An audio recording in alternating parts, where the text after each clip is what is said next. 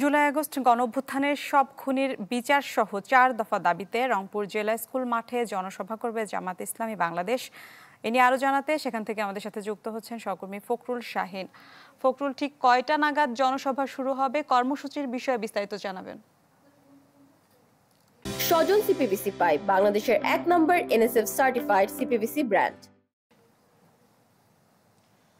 আমি আছি জনসভা স্থল রংপুর জেলা স্কুল মাঠে এবং আপনি দেখতে পাচ্ছেন যে আমার পিছনে আসলে বিশাল একটি মঞ্চ প্রস্তুত করা হয়েছে এবং জনসভা আজকে 2টা থেকে আসলে শুরু হওয়ার কথা রয়েছে, সেভাবেই কিন্তু আগে থেকেই ঘোষণা করা হয়েছে এবং আমরা দেখেছি যে জনসভা উপলক্ষে কয়েকদিন আগে থেকেই কিন্তু প্রচার প্রচারণা চলেছে জামাতের পক্ষ থেকে।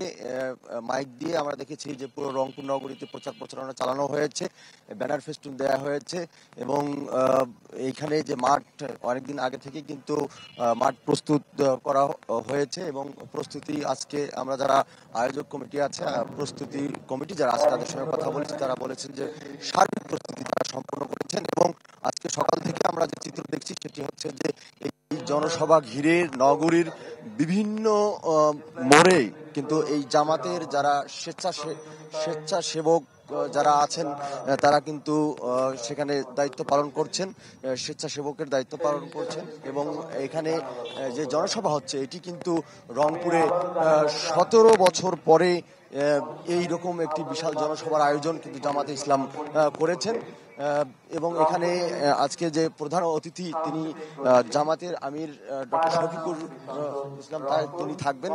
এখানে যারা প্রস্তুতি কমিটির আছেন একটু জানতে চাই ছোট্ট করে যে প্রস্তুতি কেমন আপনাদের? আলহামদুলিল্লাহ, প্রস্তুতি খুব ভালো।